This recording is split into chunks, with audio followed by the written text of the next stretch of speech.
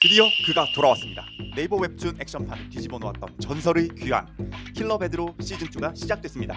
혹시 아직도 이 웹툰 안 보신 분 계신가요? 아니면 시즌2 보기 전에 내용이 가물가물하신가요? 걱정 마세요. 오늘 영상 하나면 끝납니다. 여러분, 헌책방을 운영하는 한 노인이 있습니다. 몸에 암이 퍼져 3개월밖에 수명이 남지 않은 노인이죠. 헌책방에 고등학교 여학생 손님이 찾아옵니다. 동생의 교과서를 사러 왔다는 이 예쁜 소녀의 정체는 사실 킬러. 이 노인을 죽이러 왔습니다. 이 노인의 이름은 베드로. 암흑가에서 킬러들의 아버지라 불리던 전설적인 존재였습니다. 소녀에게 후회할 짓을 하지 말라고 경고를 하고 소녀가 머뭇거리는 순간 다른 킬러들이 나타납니다. 사실 이 소녀는 영광보육원 출신으로 전무 킬러가 되기 전 단계 학생 신분. 미끼에 가까웠습니다. 소녀를 데리고 피하다가 총에 맞은 베드로 킬러들에게 죽을 위기에 처합니다. 날 왜 죽이려는 거냐? 보스가 불편해하십니다. 당신 목에 걸린 현상금이 무려 76억이거든요. 76억? 어째 내 통장에 있는 액수랑 같군. 베드로는 킬러들에게 속절없이 당하다가 가지고 있던 섬광탄이 있어서 겨우 뒷문으로 도망쳤습니다. 하지만 늙고 힘이 없는 몸에 총상과 킬러들의 폭력에 죽음의 순간은 다가오고 조직을 위해 평생을 살아왔던 과거를 회상하죠. 억울함에 이대로 죽을 수 없다는 마음을 갖지만 죽음을 맞이합니다. 그런데 이게 어떻게 된 일일까요? 거울 속에는 10대 시절의 전성기의 육체를 가진 자신이 서 있죠.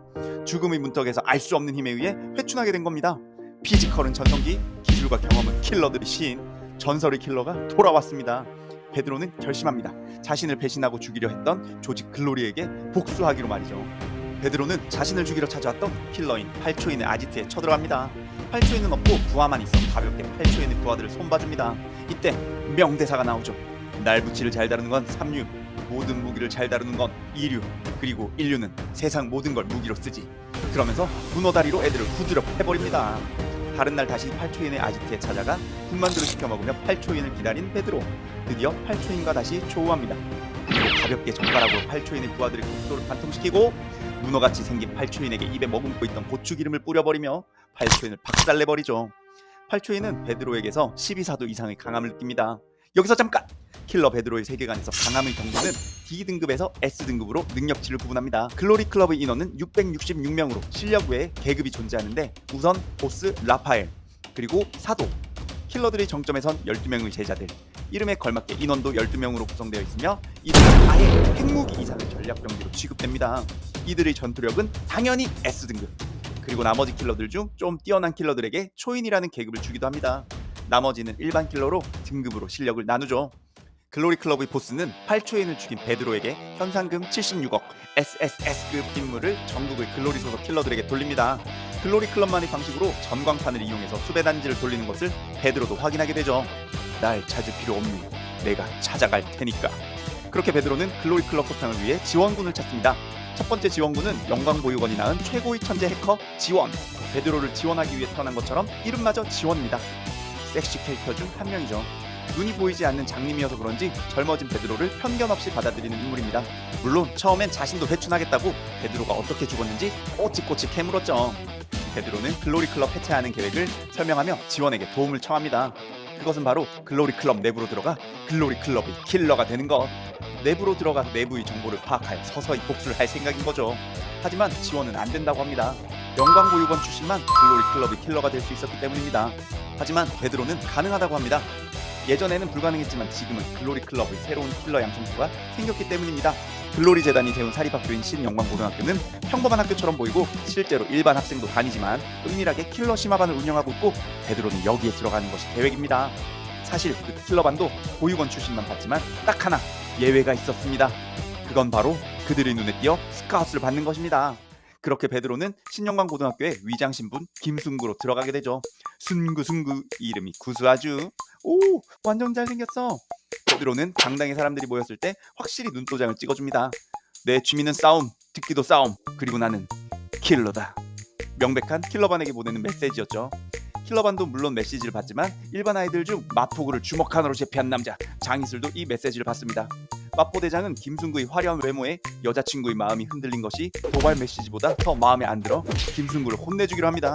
베드로는 시선을 끌기에 좋은 판이라 생각해 장이슬을 확 후드려 패버리려다가 딱밤한 대로 마포대장을 울려버리죠. 순구는 학교에서 달리기면 달리기, 시력이면 시력, 사과 깎기는 물론 모든 면에서 뛰어남을 보이고 킬러반에게 계속해서 어필을 합니다. 그러던 어느 날 분리수거장에서 너그 아버지 무하시노를 맨날 외치는 오광규 선생님이 일진들에게 교권 침해를 당하려는 순간, 아니 당한 순간 순구가 나타나 일진들을 정리하죠. 일진들이 물러나고 순구가 떨어진 물건을 주우려는 순간 좀 전까지 학생들에게 당하고 있던 오광규 선생님의 기습 발차기! 그걸 당연시 막는 순구에게 오광규는 봉사부에 들어올 생각 있냐? 신영광고등학교에서 킬러반인 봉사부에서 학생 킬러를 키우는 교관이었던 것입니다. 그렇게 봉사반에 들어간 베드로, 아니 김순구는 봉사반의 일원인 독고형, 독고제에게 환영회를 받게 되고 독고형, 독고제 합쳐서 형제의 나이프, 주먹, 킥 등을 모두 피합니다. 이 형제들의 역할은 아주 중요합니다. 바로 전투력 측정기죠. 새로운 적이 나타나면 일단 얘네가 먼저 털립니다. 그래야 베드로가 나설 때 더 멋있거든요.